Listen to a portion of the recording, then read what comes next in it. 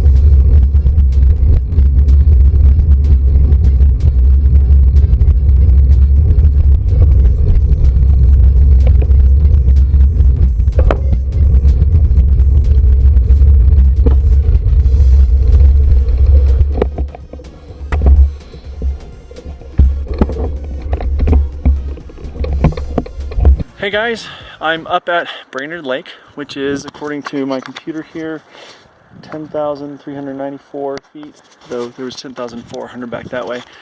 Anyway, this camera that I'm filming myself on, is about to die, so we'll see how long I can stretch it, but you can see how epic this view is up here.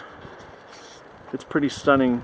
Yeah, it's just really gorgeous. Anyway, I'm 2 hours 27 minutes into this ride, since pretty much a lot of downhill from here on out. There are a couple climbs that are certainly going to kill my legs a little bit, but yeah, I'm feeling pretty good. About to roll back to the gate station here and use the restroom and eat my Pro Bar, and then it's off. So yeah, send me some encouragement. Thanks.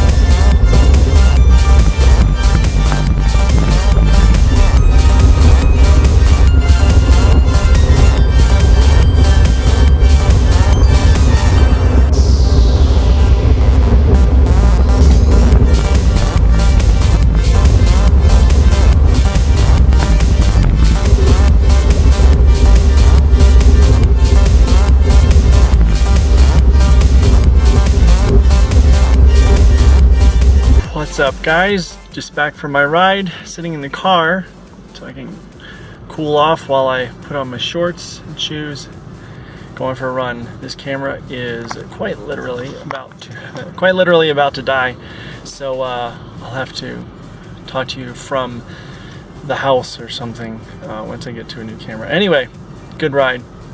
It's a long day. Got a long way to go. See ya. Hey guys, I'm gonna see if I can squeeze a couple more seconds of video out of this camera before the battery dies. Done with the run. I decided to bag it at half an hour run. I don't feel disappointed with that. I feel like this is the first brick I've done in quite some time, and to jump in with 4 hours and an hour run, 4 hour ride, 1 hour run, is a lot. So I feel very satisfied with having done a half an hour, and I have a 2 hour run tomorrow. So there will be time let's just leave it at that. I don't know to what, there'll be time. So anyway, I'm driving home now. I need food and I need a nap. That's all. I will talk to you tomorrow. Hey guys, it is Sunday, July 27th. My watch just beeped at me. Sunday, July 27th, 2014. It's Brandon, and I am getting ready to go for a 2 hour trail run. Now, yesterday, which you just saw a second ago, I had a 5 hour brick, which wound up being like a 4.5 hour brick, 4 hour ride. Supposed to be a half hour run, but I decided to make it a 30-minute run just because I was so trashed. And that's fine. I felt good about that, and yeah, and now I have a 2 hour run today. So where I'm running today, I'm back out at Picture Rock where I was earlier this week. I do love this trail, and you know, my plan today is, because this end of Picture Rock Trail, the whole of Picture Rock Trail is in a place called Heil Valley Ranch. And what I'll be doing is going out, because Picture Rock doesn't really have many branches off until you get to the southern end of the trail there. So I'll be going south on the trail, the same exact route that I did the other day. However, the other day I only went 35 minutes out and then flipped it because that's all I had required. So today I'll be doing basically the same exact thing, except for I'm going an hour out. Depending on the terrain, I may make it like an hour 5. I tend to be really kind of anal retentive about, if I have a specific time in mind and I'm going for it, I like to try to nail it or go a little bit over. And I know that seems odd since I cut my run short yesterday to a half an hour, but I cut it to a half an hour. I made that decision ahead of time, so that's why I did that. But anyway, today, going out, we'll see. I haven't run 2 hours in a very long time, so here's hoping. I'm going to keep it zone 2. Every 17 minutes I'll surge for 3 minutes up to zone 3. But that's not going to be, again, as the other day, it's not going to be a difficult thing to surge up to that. And this is all about carrying pace. The shoe that I'm wearing today, this will be the first day that I'm wearing it. Don't always advise wearing a brand new shoe for a 2 hour run, but I'm wearing the New Balance 110 V2. It's a trail shoe, pretty badass. Shorter lugs than the Zero V2, which we reviewed not so long ago. So this is, again, the New Balance Minimus Trail 110 V2. So I'll be taking that. Also on the run today, I'm taking this arm pocket. Now, typically I won't wear one of these. I won't bring one. But arm pocket sent a couple of these over for us to check out, so we're checking those out. There's also, in addition to a place to put the phone, in the back side of it, there's a place to put like your wallet or keys or whatever, but I'll have a goo in it today, chocolate peanut butter, yum, goo. And the reason for that is because this is a 2 hour run and I'm not sure I'm going to have the juice after yesterday. Honestly, my legs feel fine after yesterday's ride. However, I haven't run a single step today. So as soon as I get running, I may change my tune on that a little bit. I do have, for after the run, again, my clean canteen here with lemonade in it, because I like the kind of almost salty and sweet of lemonade that's on ice. Actually, believe it or not, same ice as I had in there yesterday, 24 hours ago. Still ice cubes, pretty impressive. Yeah, it's going to be a solid run. I'm looking forward to it. I'll talk to you guys from up there. It's actually currently rather comfortable, rather much more cool than it has been. It's where I'm sitting right now is 78 degrees according to my in-car thermometer. 72 according to this on my phone. Don't know which I believe. Anyway, point is, it's really quite nice today. And as I go up and get back into the woods, it'll even cool down a little bit. But it is humid. It's 78% humidity. And you may be able to see, you can't really even see the rest of the mountains over there because it's kind of hazy. Yeah, I'll be watching that. You know, humidity up here isn't as great and oppressive as it is at sea level because the air pressure is less up here. So it just feels cooler. The humidity isn't as bad, but it is 70 some percent humidity, but nice temperature. So I'm really looking forward to that. Especially since I just don't feel like having the energy totally sapped out of me today, even though it will be by the end of this run. So again, the plan is for today, 1 hour out, 1 hour back. Here's hoping. Hey guys, so it's about 33 minutes into my run, so only about a quarter of the way. It's going well, sort of.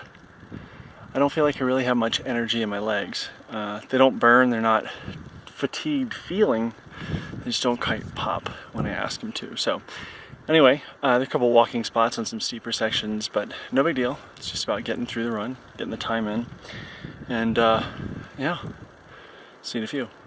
Hey guys, so it's Brandon. I'm at 1 hour 6 minutes. I flipped around a little while ago up there, but what I did was I made a deal with myself to either go 1 hour or 5 miles out, because mind you, this has all been uphill to this point. So 1 hour came and went, and then I hit 5 miles out. So I'm not feeling so great, honestly. Gotten it out. I mean, I have no other choice. I got to get back to the car and home. I'm about to take in a goo. I did not bring water today. That was stupid, really stupid.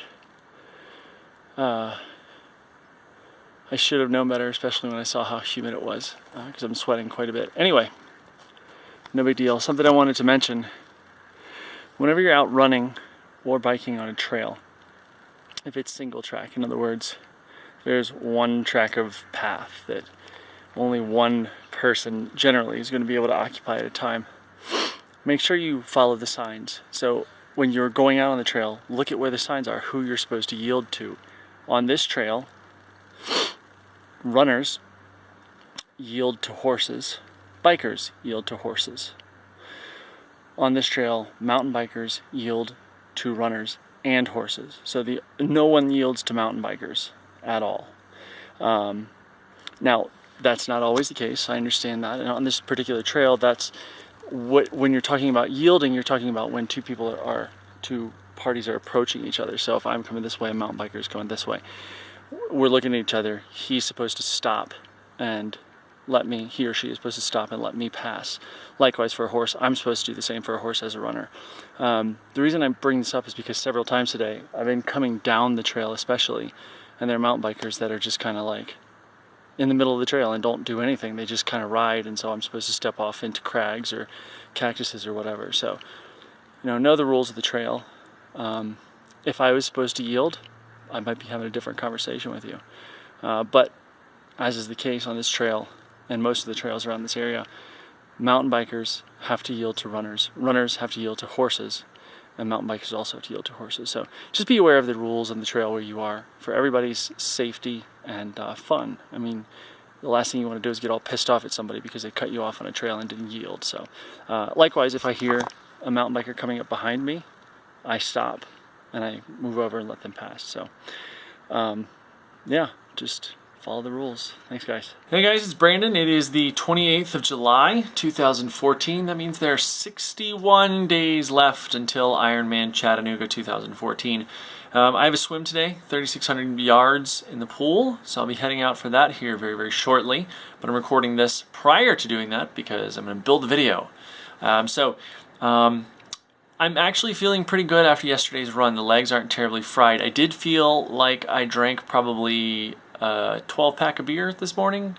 I felt quite hungover because I was so dehydrated after yesterday's run, and I think this is a little bit of an overshare, so bear with me for a second, but I think I only peed between the afternoon and in the evening I only peed like once or twice maybe, and I was drinking water like a lot to kind of replenish myself. So I did make a definite mistake yesterday in not taking water with me, so that was stupid. A mistake I do not intend to duplicate in the future. So anyway, that's it for this episode number 8 of my Ironman Chattanooga video diary. So thank you guys so much for following along. Please, encouragement, tips, love, shout outs, whatever in the comment section below. I would really appreciate that. Also, right up there, you can see where I've got the follow me on Strava, Twitter, Instagram, Facebook, YouTube, all that kind of stuff. Subscribe to our channel, and also click on over to Gearist.com. Definitely check out all of our reviews. We've got a review of the Kinvara 5 going up right today, the written review. Today, Monday, it'll be going up, and then tomorrow the video review will be going up, so definitely check that out.